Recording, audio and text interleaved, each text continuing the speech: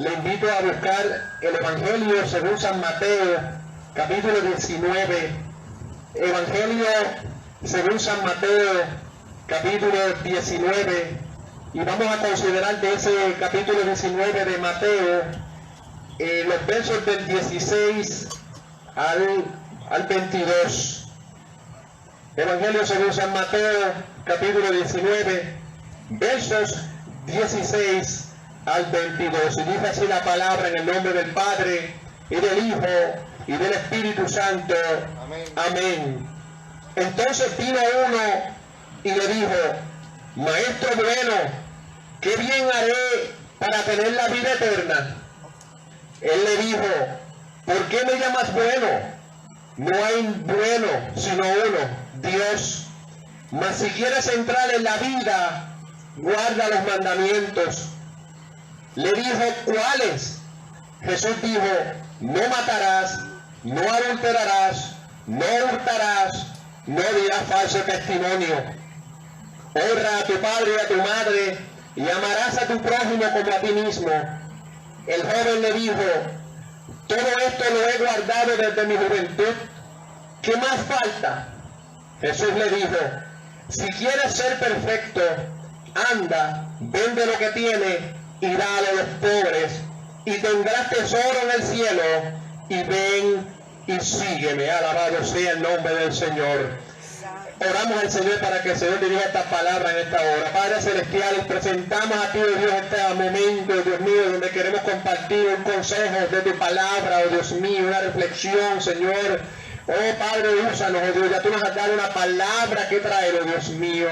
Oh Dios, y en esta hora, oh Dios, que ha llegado el momento de comunicarla, oh Dios amado, sea tu Espíritu Santo guiándonos en todo el proceso, Señor, y abre el entendimiento, el corazón, la mente de cada oyente, oh Dios mío, esta palabra sea haciendo resonancia en su vida, sea, oh Dios, haciendo efecto poderoso, oh Dios, para la cual fue enviada. Todas estas cosas te lo pedimos en el dulce y poderoso nombre de Jesús. Amén y amén. Alabado sea el nombre del Señor. Aleluya. En esta preciosa hora, quiero decirles, amados amigos que nos escuchan, sobre esta palabra que hemos pronunciado, hemos leído, hemos comunicado, estamos considerando. Ciertamente, y quiero dejar esto claro, para que esto no interfiera en lo que queremos compartir, de la reflexión que queremos traer. Ciertamente aquí habla de la historia de una persona rica, acaudalada. Se llama la historia del joven rico.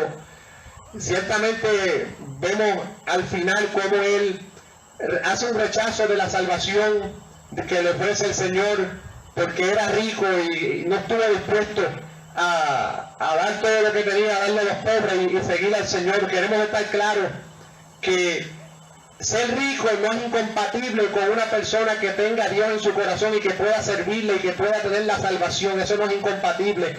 Tanto la palabra nos da ejemplos de hombres de Dios acaudalados, con dinero, pero que el dinero no estaban aferrados a ello, sino que honraban al Señor. Y como dijo Job, uno de los hombres más acaudalados que podemos ver en la palabra del Señor: Jehová Dios, Jehová quitó, sea el nombre del Señor muy bendito. Alabado sea el nombre del Señor. Así que sí, si hay alguien en esta vida que Dios le ha bendecido, y eso no afecta en nada su relación con Dios, eso no afecta en nada su comunión con Dios y su servicio a Dios, su honra a Dios, mucho menos si mañana se viera sin nada de eso. Eso no le va a causar ningún efecto, porque su vida está en las manos del Señor. Ser rico no es incompatible con la salvación. Tampoco podemos decir que todas las personas que son ricas no necesariamente lo han hecho por malos medios. O sea, sabemos que hay personas que han logrado tener lo que tienen, acaudalados, pues haciendo buenos negocios. Sabemos también que hay gente que ha llegado a ser ricos haciendo malos negocios. Allá cada cual le da cuenta al Señor. Pero dejamos claro que de lo que queremos hablar en nada tiene que ver con el asunto si es rico o pobre, sino con otras cosas más profundas que eso. Alabado sea el nombre del Señor.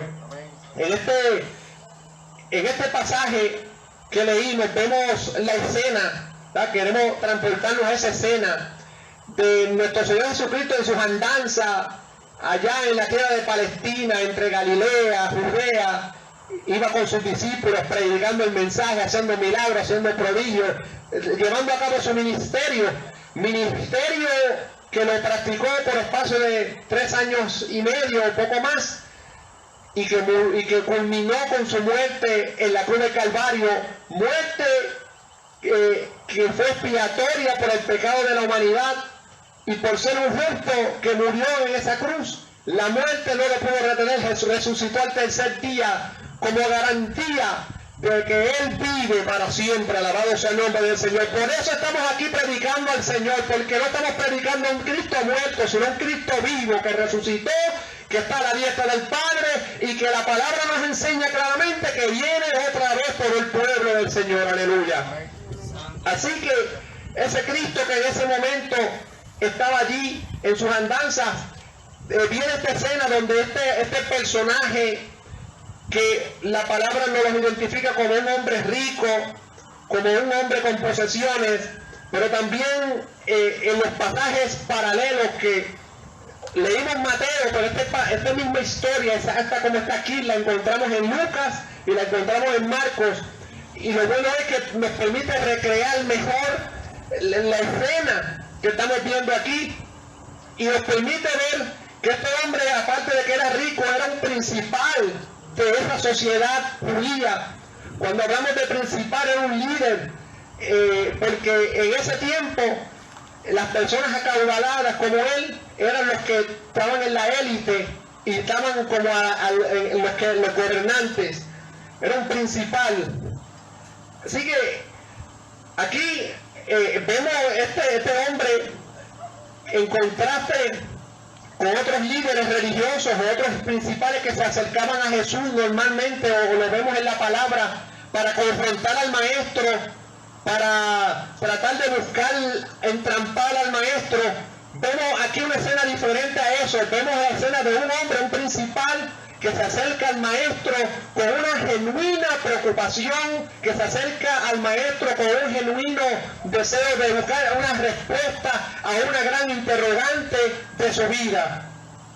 Me parece a mí que, y en la manera en que vemos esta escena de este joven llegando a Jesús públicamente, no se escondió como hizo Nicodemo, que lo leemos en el capítulo 3 del Evangelio de Juan, que también era un principal de la sinagoga, un hombre también de la élite, que ciertamente el mensaje de Cristo había resonado en él y que vino a ver a Jesús en la noche, en la tarde, en la noche, en lo oculto, tuvo un encuentro con Jesús. Aquí es diferente. Este hombre tenía tanta deseo de Dios, tenía tanto deseo de tener esta comunión con aquel personaje, con el Cristo, con aquel maestro, aquel a quien quizás todavía en ese momento él no veía como Dios, pero lo veía como un gran maestro, y entendía que a lo mejor vio una oportunidad de acercarse a alguien que pudiera traer una respuesta a esta gran interrogante de su vida. Y él se acerca al Señor, le trae esta preocupación, y lo primero que le increpa al maestro, al Señor, y le dice: maestro bueno. Y aquí yo voy a reseñar la primera de 3 contradicciones, que por lo menos mínimo 3 contradicciones que yo he encontrado en este pasaje, en esta actitud, en este proceder de este joven. La primera contradicción: maestro bueno. Él se dirige al Señor como maestro bueno. Cuando vemos esta palabra y la contestación del Señor: ¿por qué me llamas bueno? Si bueno solamente hay uno, que es Padre. Esto es una manera, amados amigos, de decir: o decídete, o soy maestro o soy bueno, porque ambos términos chocan. Hablar de maestro, es decir, pues es un rabí, un maestro religioso, un ser humano común y corriente, quizás con unos dotes, con una capacidad, una sabiduría especial, ¿verdad?, dentro de términos humanos. Pero al decirle bueno, ya se sale del terreno plenamente humano y ya le está dando unos atributos divinos, unos atributos extraordinarios a esta persona. O sea que este joven rico tenía un problema, estaba viendo al maestro como una persona ordinaria, pero a la misma vez le reconocía algo extraordinario, había una contradicción allí. Así que esa es la misma reacción natural que todos nosotros nos confrontamos cuando venimos al encuentro de Cristo. Si creer en Cristo simplemente como un ser humano más, como un superhombre más, como un profeta, como uno que vivió en aquella época y que pronunció unas palabras de sabiduría que las tenemos en la palabra, o dejarlo en ese plano plenamente humano, o si ya lo vemos como Dios, como un ser extraordinario, como Dios mismo, como mencionó el profeta Isaías, Dios con nosotros. Así que en Jesucristo, ¿verdad? El Señor en esa conversación lo confronta y lo para en seco. Maestro bueno, pero ¿por qué me llamas bueno? Bueno solamente es uno, el que está en los cielos, queriéndole decir que si me estás llamando bueno, entonces tú me estás reconociendo como Dios o me estás reconociendo como un solo humano. Amén. Y continúa el relato. ¿Qué haré? ¿Qué haré? ¿Qué haré? La pregunta que le hace el joven, ¿qué haré para tener la vida eterna? ¿Qué cosa buena haré para tener la vida eterna? Esta pregunta es una pregunta, esa es la pregunta más importante que cualquier persona podría preguntar, o la preocupación más importante que podría tener una persona acerca de la vida eterna. Este joven traía una preocupación legítima, y era su preocupación de qué iba a pasar después de la muerte. Porque, amados amigos que me escuchan, si hay algo que la palabra está clara, es que los años del hombre son 70.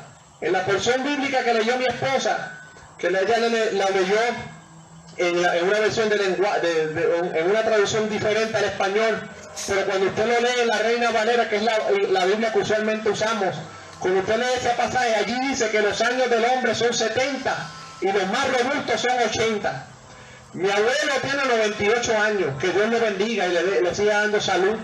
Ojalá yo pueda tener unos genes como él y vivir así tantos años con salud. Eso es un regalo de Dios, porque la vida es corta, la vida es efímera. Podemos vivir 100 años, 150 años, y eso no es nada comparado a la eternidad de Dios. Nosotros como ser humano, nuestra existencia, la mayor parte de la existencia la vamos a pasar en la eternidad y no en esta vida terrenal. Esta vida terrenal es un paso, es algo pasajero, pero lo que nos espera a nosotros es una vida eterna. Alabado sea el nombre del Señor. Y esa era precisamente lo que este joven quería saber del Señor. Dice, ¿qué haré? ¿Qué cosa buena, qué bien haré para tener la vida eterna? Pero hay un problema en eso, en esa pregunta. Una pregunta muy buena, pero había un problema. Y es que esta frase, esta carga de ¿qué haré?, denota la creencia en que la propia persona, el propio ser humano, en él descansa la facultad o determinación de acceder a la vida eterna. Entiéndase, es como que él está diciendo, ¿qué yo puedo hacer? ¿Qué es lo que yo tengo que hacer para obtener la vida eterna? Yo soy rico, ¿cuánto tengo que pagar? ¿O qué trabajo tengo que hacer? ¿O qué actitud en la vida debo tener para ganar la vida eterna? Y quiero dejar claro en esta hora, y eso es parte de lo que el Señor a continuación dilucida con el joven rico. No hay nada que nosotros humanamente podamos hacer para alcanzar la vida eterna. Lo único que existe para que nosotros podamos obtener la vida eterna en Cristo Jesús, porque ciertamente hay una vida eterna, hay dos posibilidades de vida eterna, como dice la palabra. La palabra dice en Hebreos 9:27, está establecido para los hombres que mueren una sola vez y después de esto el juicio. La palabra es clara. El mismo Cristo hablando en Mateo capítulo 7, versículos 13 y 14, que ancha es la puerta y espacioso el camino que va a la perdición, pero estrecha es la puerta y angosto el camino que va a la vida eterna. Hay dos posibilidades de vida eterna: una vida eterna en perdición para aquellos que no aceptaron a Cristo, para aquellos que no entregaron el corazón al Señor y aceptaron su salvación, su sacrificio en la cruz como único medio para poder ser salvos. Sin embargo, sí hay una posibilidad de vida eterna en Cristo, reservada únicamente para aquellos que aceptan a Cristo Jesús como su único y exclusivo Salvador. Lo que queremos decirle, amados amigos, es que ese es un regalo del Señor. La vida eterna en Cristo es algo que nosotros no podemos ganar. Esto no es un quid pro quo, algo que yo pueda hacer para ganar eso. Eso no lo paga nadie, ningún ser humano lo puede pagar, pero Cristo pagó el precio precisamente en esa muerte en la cruz. Eso que celebramos en Semana Santa, de la Viernes Santo y todo eso, precisamente eso fue el sacrificio que hizo Cristo en la cruz del Calvario para llevar nuestros pecados, para poder expiar el castigo que nos correspondía. Él lo llevó allí en la cruz del Calvario.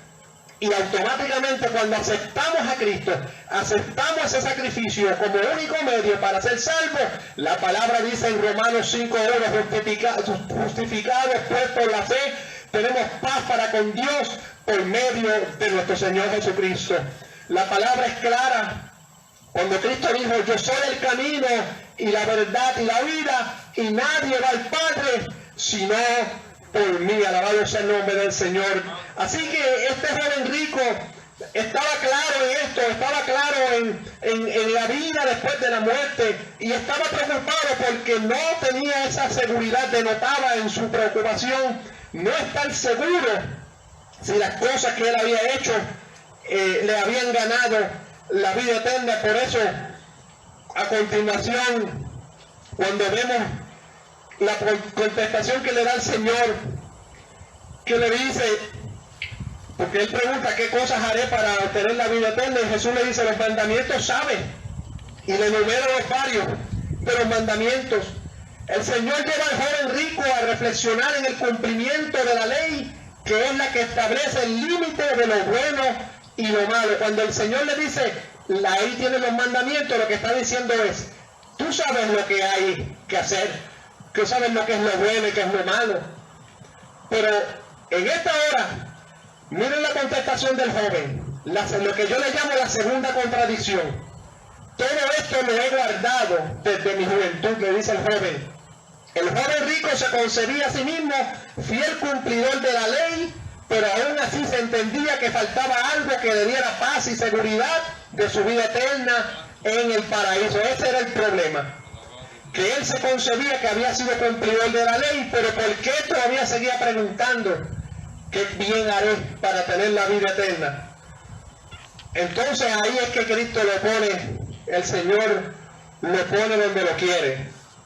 Porque todavía, ¿verdad?, esa contestación es que da, pero si todo eso que tú me estás diciendo yo lo he cumplido desde mi juventud, y todavía no me siento con que algo falta, todavía me siento con que algo hace falta, hay algo que falta, hay una pieza que falta, esto no me cuadra.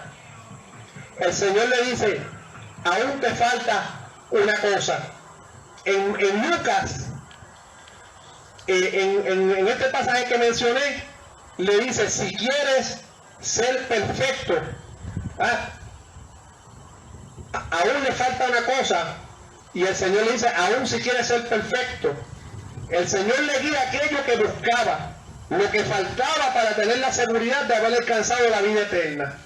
Lo único que Dios nos pide a nosotros es una entrega a Él.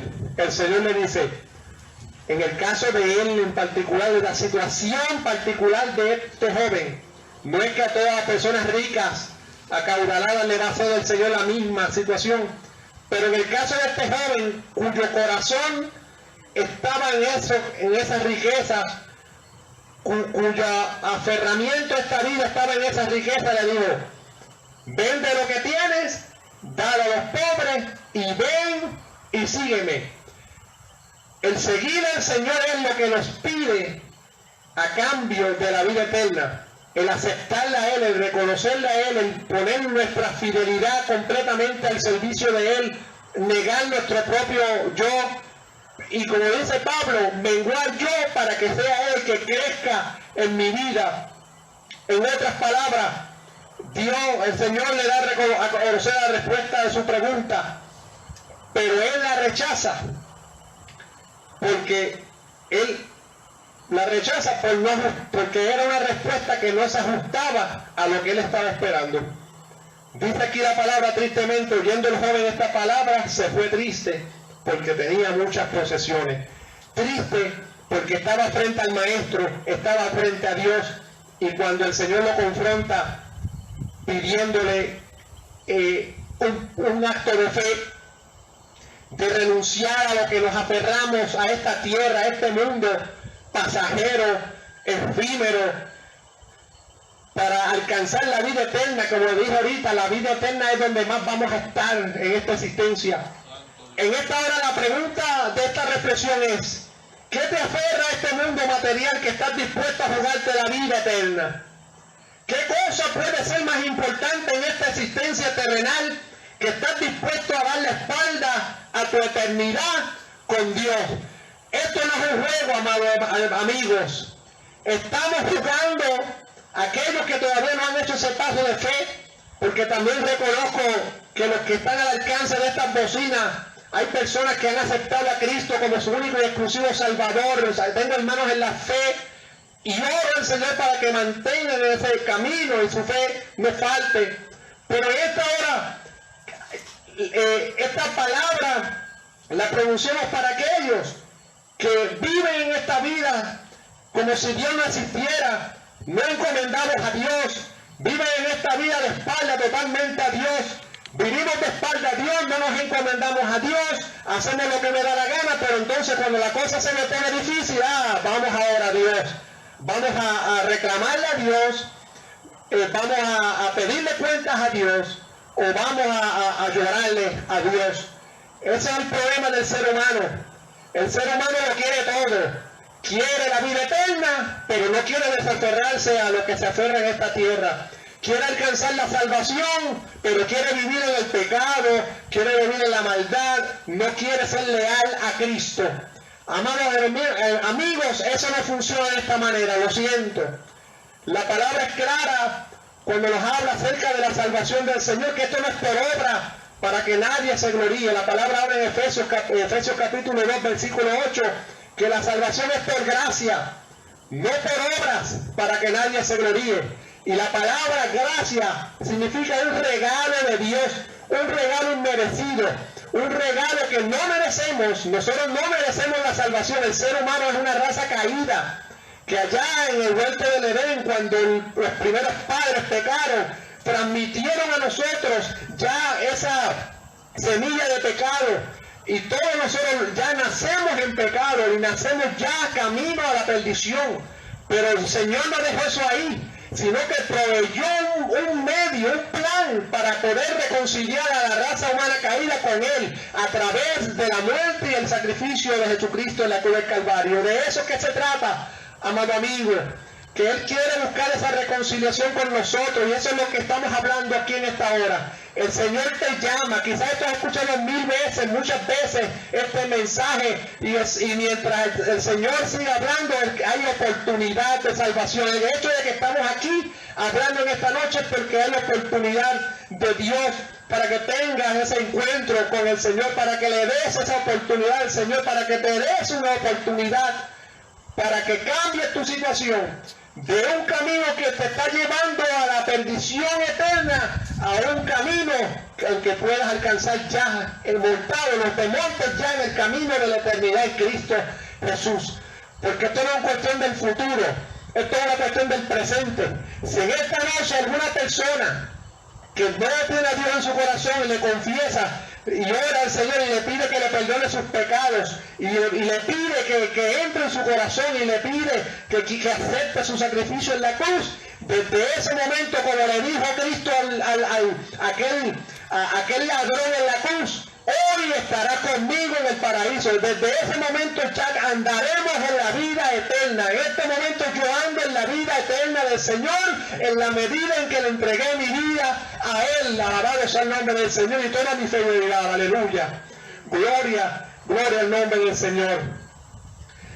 Así que la salida que Dios nos ofrece para que pasemos al bando de los que nos espera la vida eterna en Cristo es la misma que le ofreció a ese joven rico. Vende todo lo que tienes, ven y sígueme. ¿Cómo se traduce eso a nosotros? En otras palabras, niégate a ti mismo, renuncia a aquello que te aferras en esta existencia terrenal, acepta mi salvación y pon toda tu fe y confianza en mí, en Jesucristo, y mi sacrificio en la cruz del Calvario. Pero tristemente, muchas personas no importan sin número de veces que Dios ha venido a su encuentro, ha tocado la puerta de su corazón y le ha llamado, les pasa como a este joven rico, no le reconocen y rechazan su salvación una y otra vez. Yo espero que en esta ocasión que estamos aquí no sea el caso, pero mientras Dios nos tenga en esta tierra, en una iglesia predicando, ¿verdad? Mientras todavía estemos aquí en esta tierra, seguiremos predicando la palabra del Señor hasta que, como dice la palabra, no queriendo que ninguno perezca, sino que todos procedan al arrepentimiento. Ese es el deseo de Dios y ese es el deseo que Dios ha puesto en nuestro corazón y el de tantos cristianos como nosotros, que quizás yo estuviera cómodo allá en mi casa en Moca, me tiré hora y media de camino, pero por poder pronunciar la palabra del Señor, lo que está en nuestro corazón para la salvación de las vidas, aquí estamos compartiendo esa palabra del Señor. Aleluya. Tristemente hay muchas personas que han recibido este llamado e invitación del Señor, pero prefieren ignorarlo y despreciarlo a cambio de vivir engañados, pretendiendo creer que es posible evadirse la perdición y ganar la vida eterna en Cristo sin aceptarlo, y peor aún, viviendo en conductas reprochables, viviendo en pecado, viviendo lo que le llaman por ahí, ¿verdad?, el mejor de los dos mundos, que creen que con creer en Dios, no, yo creo en Dios, y ya creen que con eso ya lo resolvió todo, ¿no? No es solamente creer en Dios, es maravilloso, es bueno, es un paso importante, pero es aceptar ese sacrificio de Cristo y decidir seguirle y servirle. Así que en esta hora, para concluir esta reflexión, el fin de esta historia es una trágica, porque el joven rico pretendía la vida eterna sin hacer lo único meritorio de ella, porque ciertamente él dijo que había cumplido los mandamientos y eso es maravilloso y es bueno, pero para alcanzar verdaderamente la vida eterna hay que estar dispuesto a seguir al Señor y a renunciar a aquello que nos aferra a esta vida.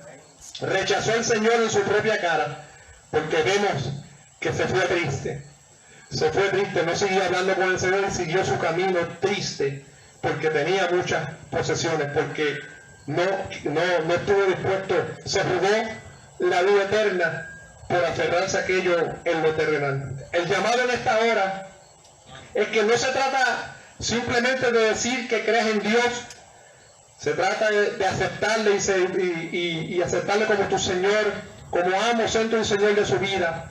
Requiere de nosotros un acto de humildad, de desprendimiento de nuestro yo a cambio de Él, y reconocer que esa salvación es un regalo del Señor. En esta preciosa hora, si hay alguna persona que escucha la palabra y quiere entregar su corazón al Señor, le invito a hacer la siguiente oración. Señor, en esta hora, Padre, reconozco en la figura de tu Hijo Jesucristo como el único remedio a la salvación. Reconozco el sacrificio de tu Hijo Jesucristo en la cruz del Calvario como único medio, como el único camino para poder tener la salvación y la vida eterna. En esta hora, Señor, quiero abrir mi corazón de par en par a ti, Padre Celestial. Quiero, Dios mío, aceptar esa salvación. Te pido, oh Dios, que perdones mis pecados, Señor, y mi vida pasada, oh Señor, y hagas de mí una nueva criatura, oh Dios mío, que de este punto en adelante pueda seguirte y servirte. Oh Señor, te lo pido todo en el nombre poderoso de tu Hijo Jesucristo. Amén. Alabado sea el nombre del Señor. Créeme, amado amigo, que si hiciste esta oración en tu corazón y estás dispuesto, como dice la palabra, si alguno quiere venir en pos de mí, niegues a sí mismo, tome su cruz y sígame. Tú eres salvo. En esta hora la palabra enseña que si confesares con tu boca que Jesús es el Señor y le reconoces en tu corazón que Dios le levantó de los muertos, serás salvo. Eso es lo único que necesitas. Alabado sea el nombre del Señor.